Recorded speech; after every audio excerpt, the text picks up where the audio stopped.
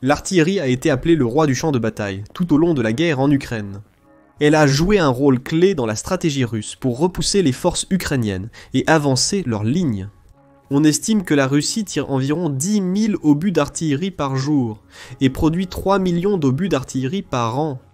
On dit aussi que cette artillerie est responsable de 70% de toutes les pertes en Ukraine. On estime qu'au début de 2024, la Russie avait encore 6 786 pièces d'artillerie tractées et 2 961 canons automoteurs en stock. Malgré cette puissance de feu, c'est la Russie qui s'inquiète de la dernière évolution sur le champ de bataille. Un monstre d'artillerie automoteur déployé par l'Ukraine, que la Russie appelle leur pire cauchemar, le cauchemar. En fait, 2 cauchemars sont connus sous les noms de César et l'Archer, 2 pièces d'artillerie mobile, sophistiquées fournies à l'Ukraine par la France et la Suède, respectivement. César est un camion d'artillerie, pouvant transporter un canon howitzer de 155 mm. Le véhicule Archer se distingue par sa cabine blindée fortifiée, offrant une puissance d'artillerie comparable et un haut niveau d'automatisation. Malgré leur faible nombre parmi l'artillerie ukrainienne, leur supériorité technologique est telle que les Russes les qualifieront de cauchemars. Ils excellent dans les combats mobiles, avec tir, changeant progressivement la guerre en Ukraine. L'arsenal d'artillerie de l'Ukraine est bien moins important que celui de la Russie. Ils possèdent au total environ 1600 véhicules d'artillerie, dont seulement 400 sont des armes modernes fournies par leurs alliés. Le César français a considérablement renforcé la puissance d'artillerie de l'Ukraine. Le nom César est un acronyme de l'expression française camion équipé d'un système d'artillerie, signifiant camion équipé d'un système d'artillerie. Le César, conçu par Guillette Industries, désormais Cross-Maffei Wegmann Nexter Defense Systems France, a été déployé pour la première fois en Afghanistan en 2009.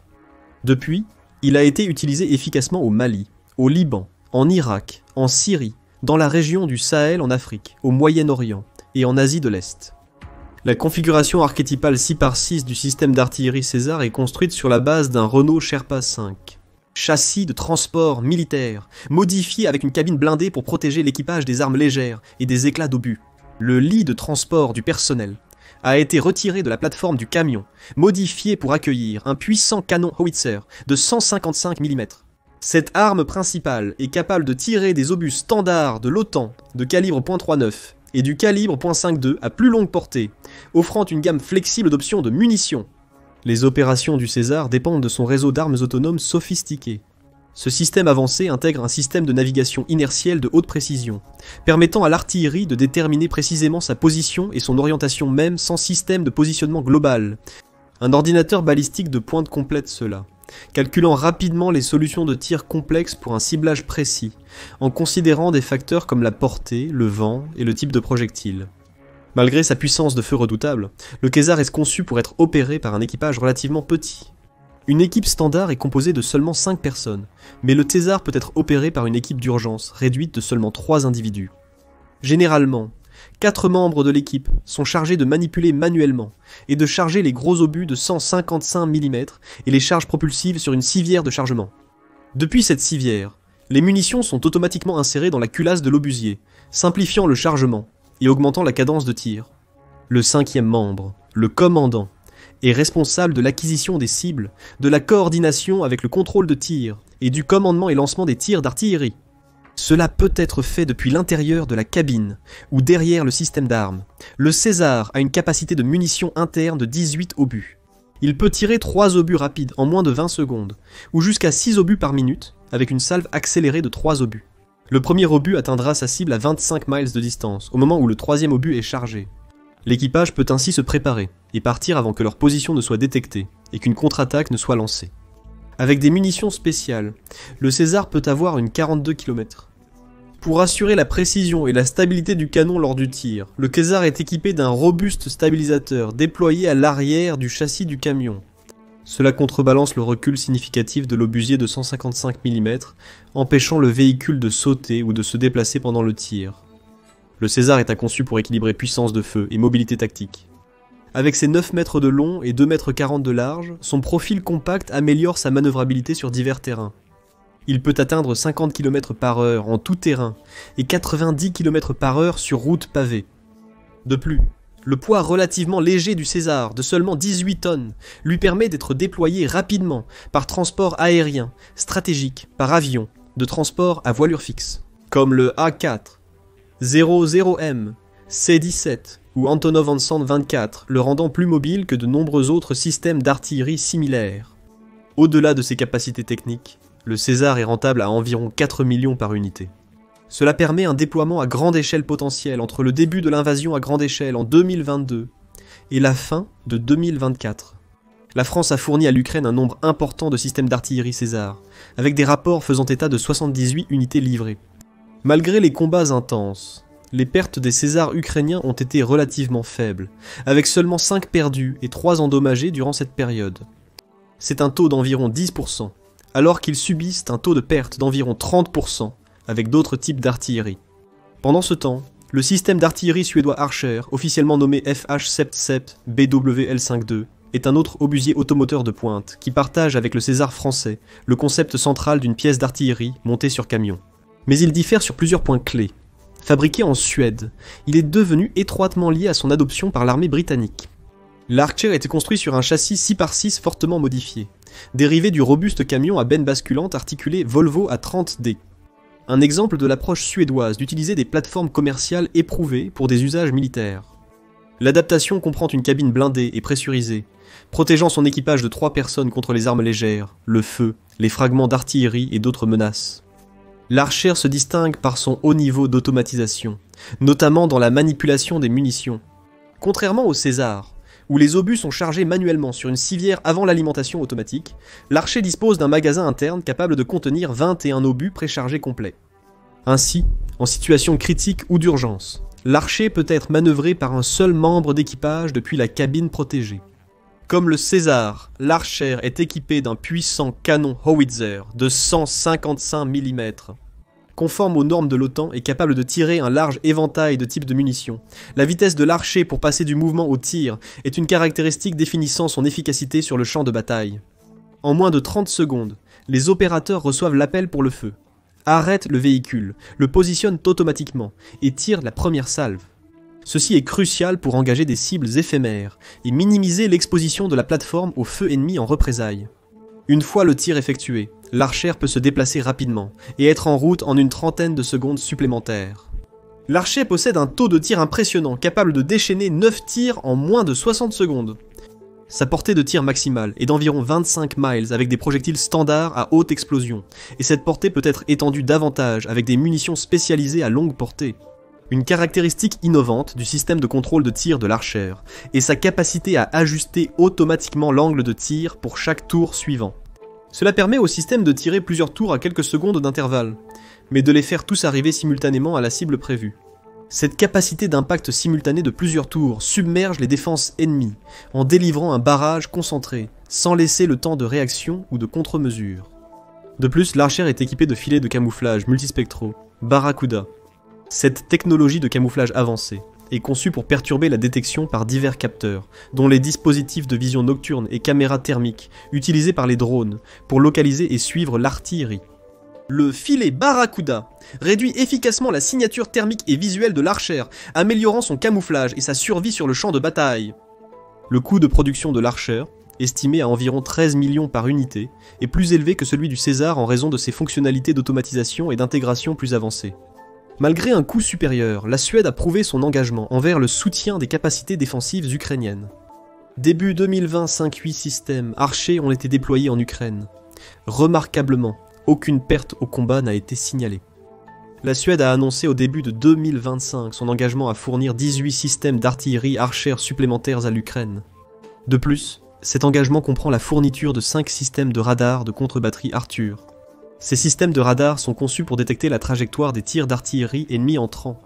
Permet aux forces alliées de localiser rapidement et précisément les positions de tir ennemis et de riposter efficacement. Cela pourrait être l'un des mouvements les plus significatifs et décisifs de la guerre. Mais lorsque la taille de l'artillerie russe reste bien supérieure à celle de l'Ukraine, pourquoi ces deux pièces d'équipement font-elles une si grande différence et causent-elles tant de maux de tête aux Russes? Parce que la guerre est une guerre d'usure terrestre, où la prise de contrôle du territoire, son occupation et sa conservation sont très importantes. Cela place l'artillerie au centre de l'image. Elle est essentielle dans les opérations offensives et défensives, éliminant l'infanterie et les blindés ennemis, détruisant les fortifications, perturbant la logistique et apportant un appui-feu crucial aux troupes qui avancent. Le volume pur de l'artillerie employé par les deux côtés souligne son importance. L'introduction de systèmes d'artillerie avancés comme le Caesar français et l'archer suédois a considérablement modifié les capacités de l'Ukraine, lui donnant un avantage qualitatif en artillerie sur la supériorité numérique de la Russie. Dans ce domaine, la Russie emploie divers systèmes d'artillerie qui diffèrent grandement de l'arsenal modernisé de l'Ukraine. La Russie compte fortement sur des obuses auto-tractés comme le D30 un 120 mm et les canons 2 à 6,5 Muster B un 152 mm. Ces derniers prennent beaucoup de temps à mettre en position de tir et à déplacer, les rendant très vulnérables au contre-feu. Ceci est souligné par le fait que la Russie est estimée avoir perdu plus de 25 000 systèmes d'artillerie depuis le début de la guerre.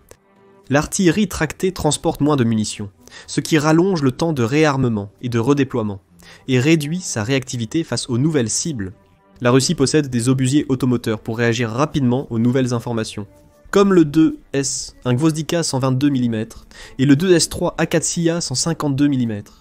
Les deux ont une portée et un taux de tir plus faible que le Caesar et l'Archer.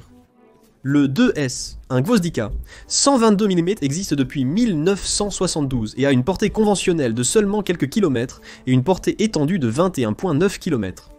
Le 2S3, Akatsiya 152 mm, existe depuis 1968.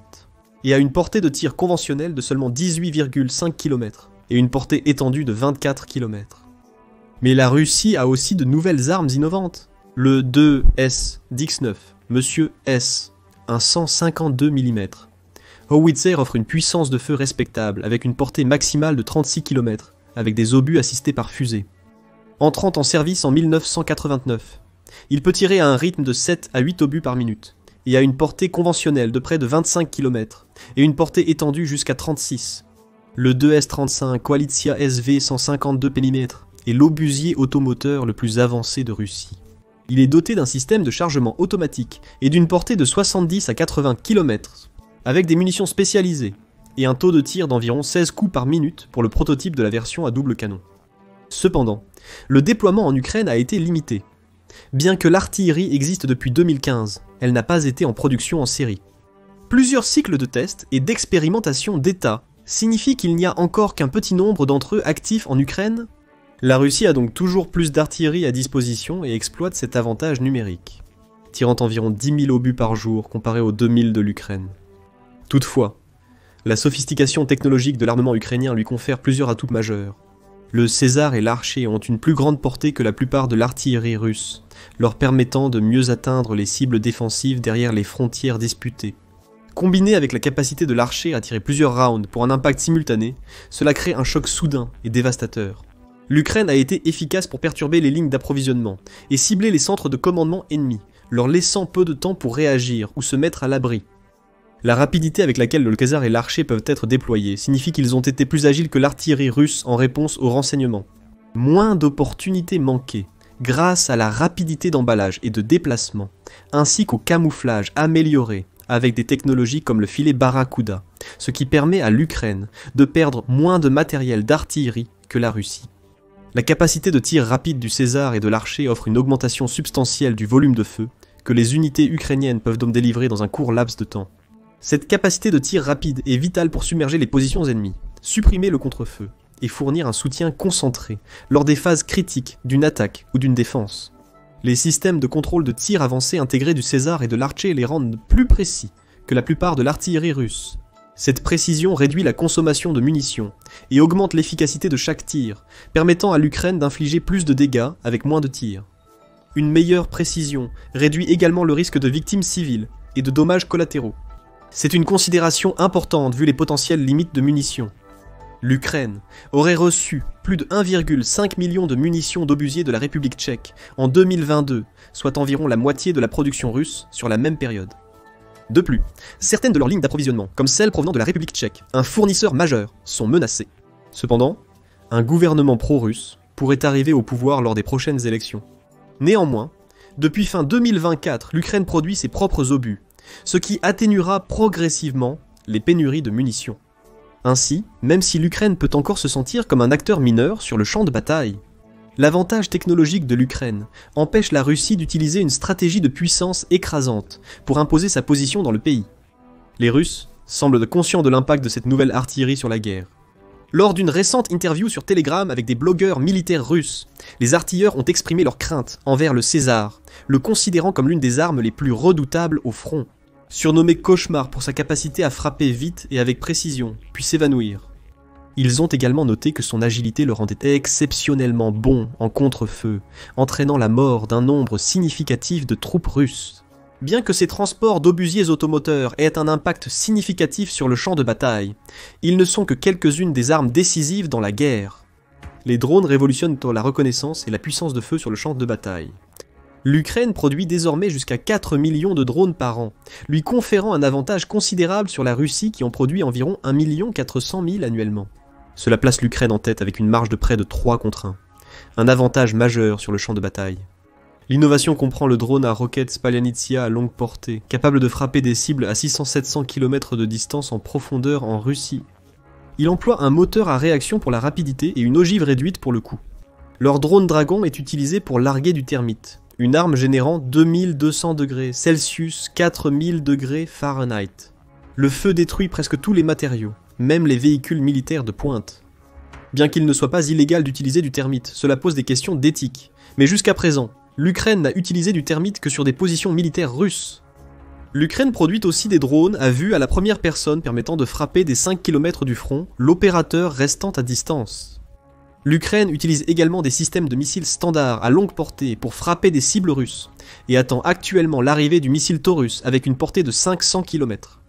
Grâce aux missiles Atacams fournis par les États-Unis, l'Ukraine a mené avec succès plus de 12 frappes contre des cibles militaires clés russes, détruisant des bases aériennes, des radars, des points de communication et plusieurs systèmes de défense aérienne.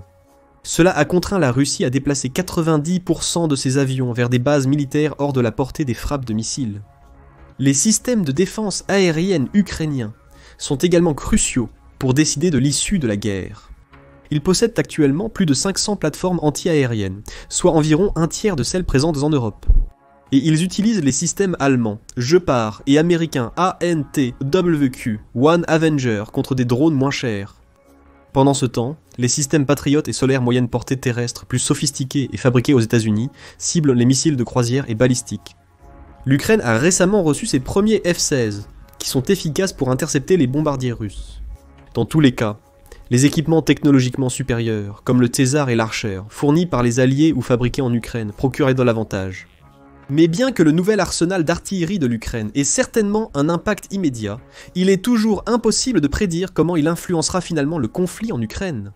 Qu'en pensez-vous ? L'artillerie jouera-t-elle un rôle décisif dans la fin de la guerre en Ukraine ? Quelle est la prochaine grande technologie susceptible d'affecter le conflit ? Dites-le nous en commentaire et merci d'avoir regardé.